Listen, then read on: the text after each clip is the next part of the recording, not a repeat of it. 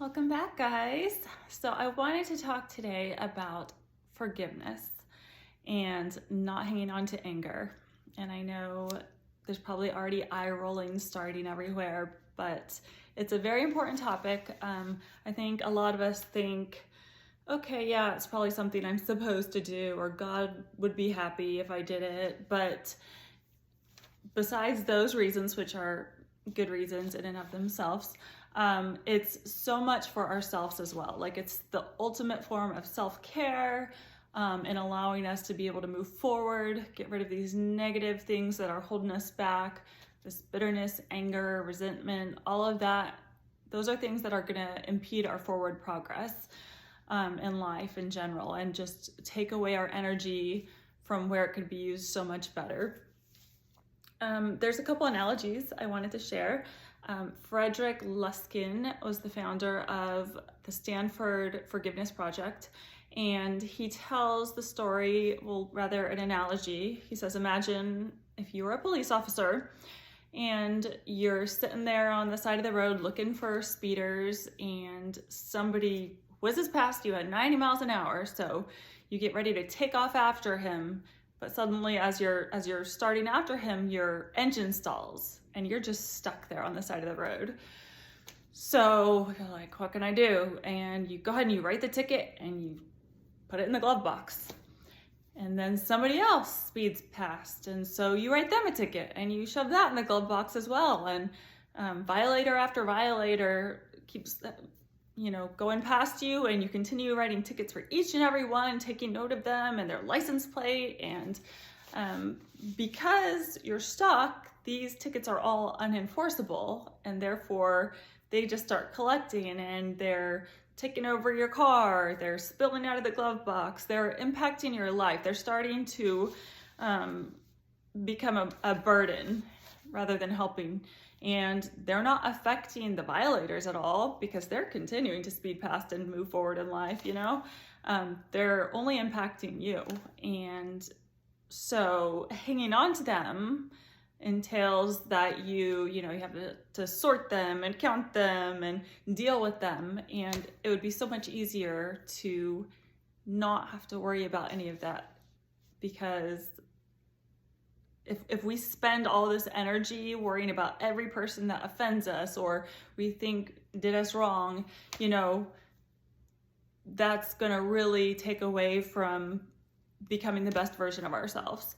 And there's nothing wrong with experiencing anger, justifiable anger. Like, these are all emotions that we were created to experience. Like, that's fine, but we don't need to sit in that anger and hang on to it. We don't need to refuse to move past it. We can experience it, process it, and then determine that we want to be happy. We would prefer to experience joy and peace than to hang on to these offenses and things that were done to us, no matter how horrible of things they may be. That's all the more reason, again, to work through them so that it doesn't impact our life to that degree.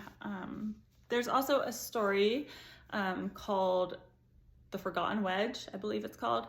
It's a very old story. I don't remember who initially told it, but basically there was a young boy who was working out in the yard, and he gets called to dinner, and he had this wedge in his hand at the time. These wedges were used to help chop down trees. I think they would saw it a little and put the wedge inside the groove, and then use some kind of sledgehammer or something to expand it and knock it down. Anyways, he laid it in this perfectly good walnut tree. They weren't trying to chop this walnut tree down. He just laid it there while he went to dinner, fully intending to come back later and put it away and properly take care of it. But he kind of forgot about it and never came back for it. And they ended up finding it years later.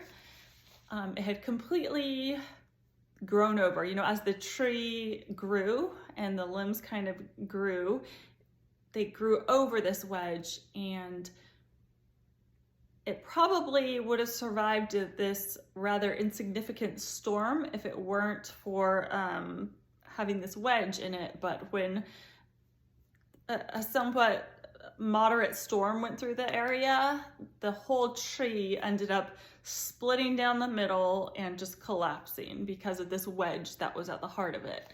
And that's another example of just, how these negative feelings of refusing to let go of anger and bitterness and hostilities, it drives a wedge in our own personal improvement and can prevent us from becoming our most magnificent selves.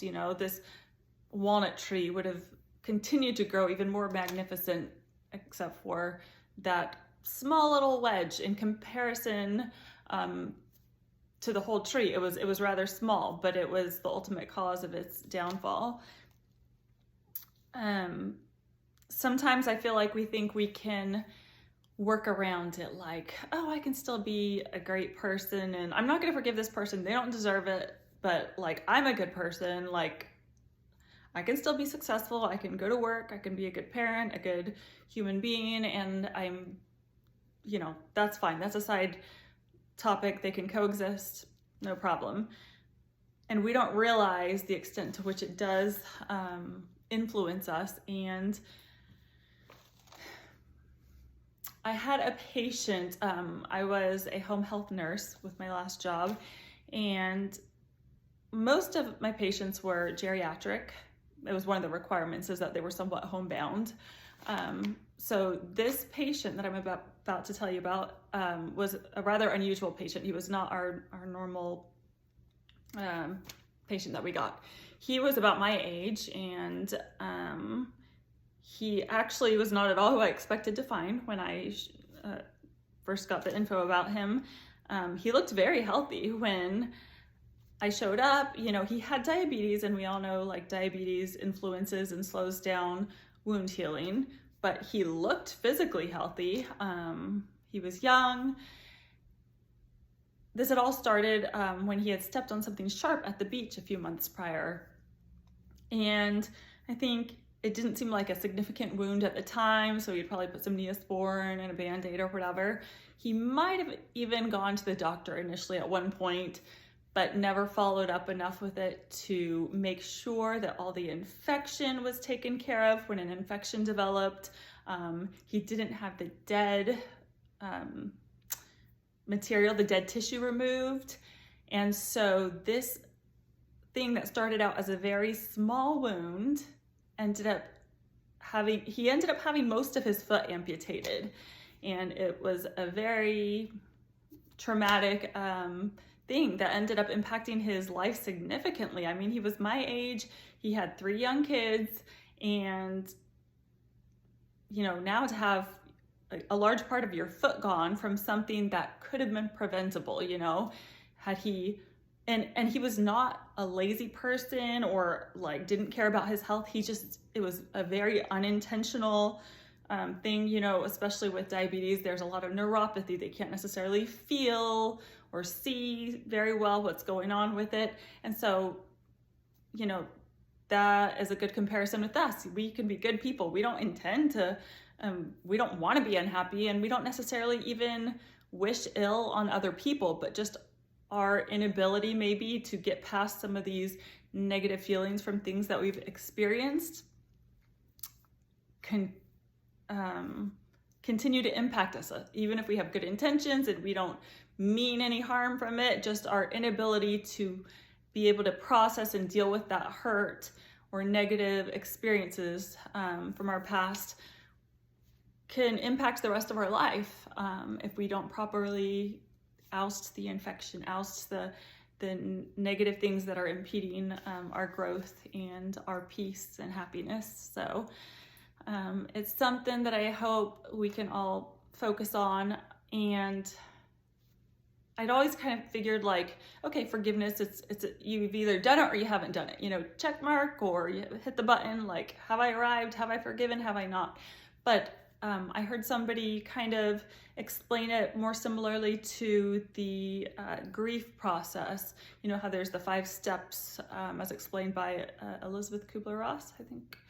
And it starts with the denial, the anger, bargaining, depression, and finally acceptance. And if you're familiar with that, it's not always linear. Like, you might make it to the third or fourth step and then kind of retract a little bit. You know, you might backtrack a couple steps, and that's normal. And the same with forgiveness. You know, there's some times that I feel like, yeah, I've forgiven this person. I'm over that. That's from a couple years ago, no big deal. And then as I'm telling the story or some facts to someone, I feel the emotions start to arise again. And I'm like, maybe I haven't fully processed that. And so that's normal.